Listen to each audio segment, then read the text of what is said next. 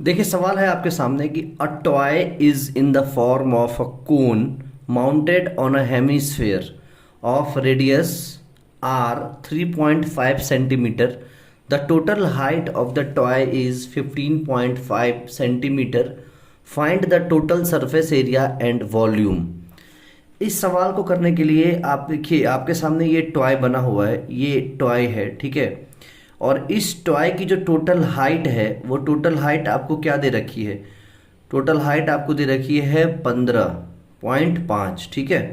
तो हाइट मिल गया आपको, ठीक है. रेडियस आपको 3.5 दिया हुआ है. तो सरफेस एरिया की अगर हम बात करें तो इसकी टोटल सरफेस एरिया क्या होगी? देखिए मैं यहाँ पे थोड़ा सा शेड करने की कोशिश कर रहा हूँ, आप थोड़ा ध्यान से अगर देखेंगे तो क्लियर हो जाएगा आपको, ठीक है. ये पोर्शन जो है, ये पोर्शन जो है, एक तो ये आ जाएगा और ऊपर ये आ जाएगा, ये चीज़ आ जाएगा. मतलब अगर मैं यूं कहूँ कि लेटरल सरफेस एरिया या कर्व सरफेस एरिया इस हेमिस्फेयर का और इस कोन का अगर हम निकाल लें तो हमें टोटल सरफेस एरिया इस पूरे डायग्राम का या पूरे टॉय का मिल जाएगा.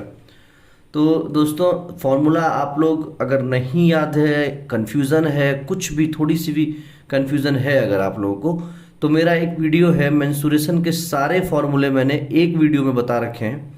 तो उसको आप ज़रूर देखिए, डिस्क्रिप्शन में मैं लिंक डाल दूंगा, उसको देखिए, सारे फॉर्मूले आपको क्रिस्टल क्लियर हो जाएंगे, तब सवाल सॉल्व करिए, ठीक है. तो चलिए मैं लिखता हूँ आपको. देखिए total surface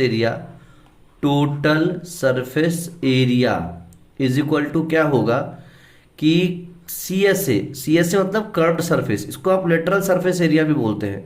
C S A of hemisphere plus C S A of cone, ठीक है. हेमिस्फेयर का जो T S C S A होता है वो होता है 2 पाई आर स्क्वायर, और प्लस कोन का जो होता है वो होता है πr/l. ये L जो यहां पर है इसको कहते हैं हम स्लैंट हाइट, ठीक है. ये हमारा हो गया स्लैंट हाइट. अब इस क्वेश्चन को अगर आप ध्यान से देखेंगे तो रेडियस आपको दिया हुआ है, ठीक है. हाइट आपको टोटल 15 दिया हुआ है और रेडियस 3.5 है, मतलब ये डिस्टेंस भी क्या है, ये डिस्टेंस भी 3.5 है.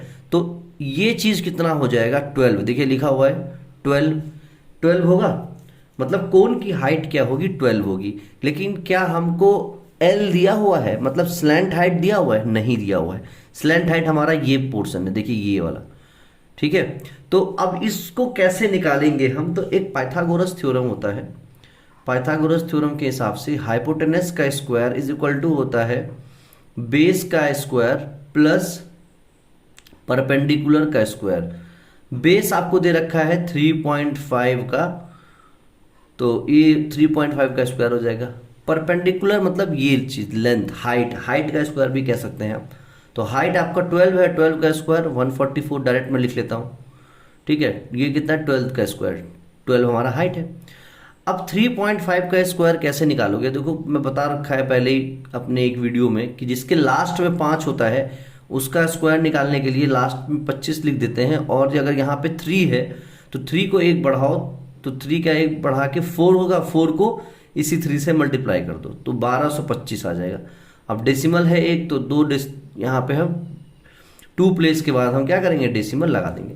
तो ये आ जाएगा 12.25 और प्लस ये आ जाएगा 144.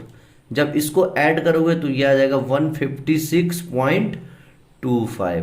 तो अब 156.25 का रूट जब लोगे, यहाँ कुछ बच्चे अटक जाते हैं कि अब रूट कैसे ले. तो रूट लेना बहुत सिंपल है. अगर आपको कुछ नहीं समझ में आता है तो डेसिमल हटाओ, नीचे 100 करो, और 100 का रूट जब लोगे तो 10 आ जाएगा, ऊपर आपका आ जाएगा 15625.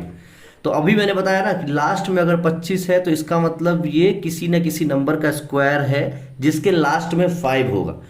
तो देखो 25 है अगर, तो 5 तो होना ही होना है, और 156 है तो यहाँ पे कितना आ जाएगा? 12 आ जाएगा. क्यों? क्योंकि 12 को अगर 13 से मल्टीप्लाई करते हो तो आता है 156, ठीक है. तो अगर उल्टा ऐसे जा सकते हैं तो जब हमको 156 देखना रहेगा कि किसका स्क्वायर है, मतलब कौन से ऐसे नंबर का है जिसके लास्ट में 5 है, तो इस तरह से हम देख सकते हैं कि 12 इंटू 13 अगर 156 होता है अगर, तो यहाँ पे कितना आ जाएगा, 12 आ जाएगा। अच्छा, डेसिमल अपॉन 10 है हमारा, तो ये आ जाएगा 12.5। ठीक, 12.5। तो ये आपका क्या आ गया, ये आपका आ गया L। अब कुछ नहीं करना, अब बस फॉर्मूला लगा देना है। तो 2 इंटू पाई मतलब 22/7, और R हमको दिया है 3.5 इंटू 3.5, और प्लस पाई मतलब 22/7 इंटू रेडियस 3.5 और इंटू L हमारा निकल के आया है 12.5। आप चाहें तो पाई और R को कॉमन ले लें, लेकिन यहाँ पे ज़रूरत नहीं है, तो मैं इसको डायरेक्ट कर लेता हूँ। ये कट जाएगा 7 इंटू 5 से, नीचे 100 आ जाएगा, क्योंकि एक यहाँ का भी जीरो नीचे आएगा और एक यहाँ का भी जीरो। ये 5 से कट जाएगा 20 टाइम्स, फिर 5 से कट जाएगा 5 7 जा 35, 5 4 जा, ये 4 यहाँ से कट जाएगा 11 बार में। ठीक है, तो यहाँ से कितना आ जाएगा, 77 आ जाएगा, तो 77 लिख लिया मैंने। प्लस यहाँ देखो कितना आएगा, तो इसको सॉल्व करने के लिए मैं क्या करूँ, 7 से काट दूँ, 7 बच्चे 35, और नीचे आ जाएगा हमारा 100, ये हट जाएगा और ये पॉइंट हट जाएगा, तो 5 1 जा 5, 5 20 जा आ जाएगा। ठीक है, अब कर लो, फिर से 5 से कर लो, 5 4 जा 20, और ये आ जाएगा 5 2 जा 10 और 5 5 जा, तो ये 25/4 हो जाएगा। अब फिर 2 से करो, 2 2 जा 4 और 2 11 जा, तो 11 को 25 से भाग मल्टीप्लाई करो, तो 11 25 55, 11 दूनी 22 और 5 27, 275/2, यानी ये आ जाएगा 2 1 कम 2, 2 3 6, 2 7 14, 137.5, और 77 हमारा पहले से है, तो इसको ऐड कर लो। तो जैसे इसको ऐड करोगे तो ये आ जाएगा 214.5 सेंटीमीटर स्क्वायर, और यही क्या है, टोटल सरफेस एरिया का आंसर है हमारा।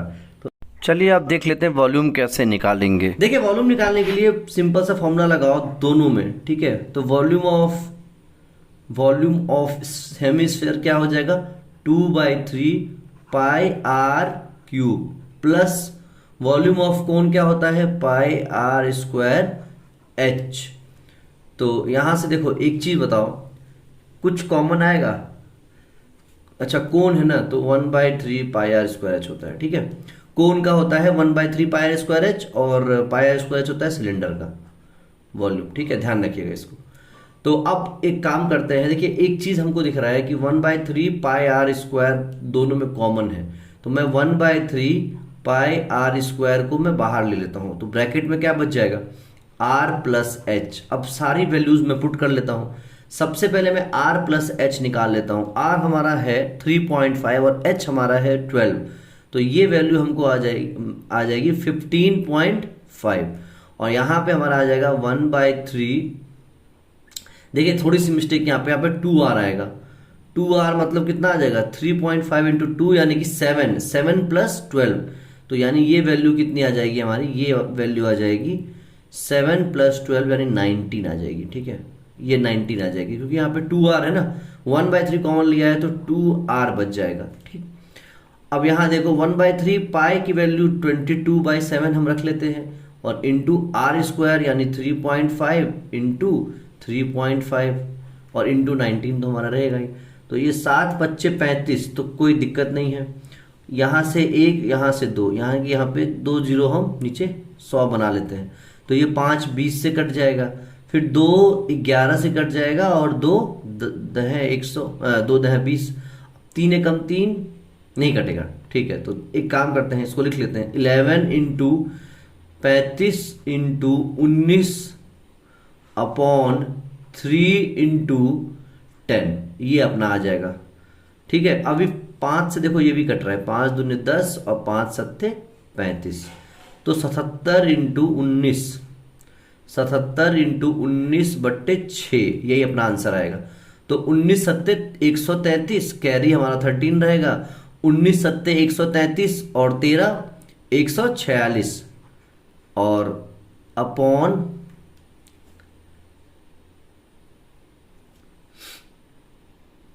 आ जाएगा 6। तो देखो 6 2 जा 12, 2 बचा, और 6 6 4 जा 24, 2 3 23, तो 6 3 जा 18, 5 बचा तो 6 8 जा, ठीक है। तो यही हमारा क्या हो जाएगा, वॉल्यूम हो जाएगा। थोड़ी सी कैलकुलेशन है, तो आपको बस कैलकुलेशन थोड़ा ध्यान से करना है, बाकी बहुत ही आसान और फॉर्मूला बेस्ड सवाल आता है। अगर आप पिक्चराइज कर लेते हो दिमाग में, तो सिर्फ उसके बाद कैलकुलेशन और फॉर्मूले सही रखने हैं और आपका आंसर सही 100% आएगा, ठीक है। तो देख लीजिए आप इस सवाल को, अच्छा सवाल है, वॉल्यूम और सरफेस एरिया निकालना है, सीबीएसई ने एक बार पूछ रखा है, तो इसको आप जरूर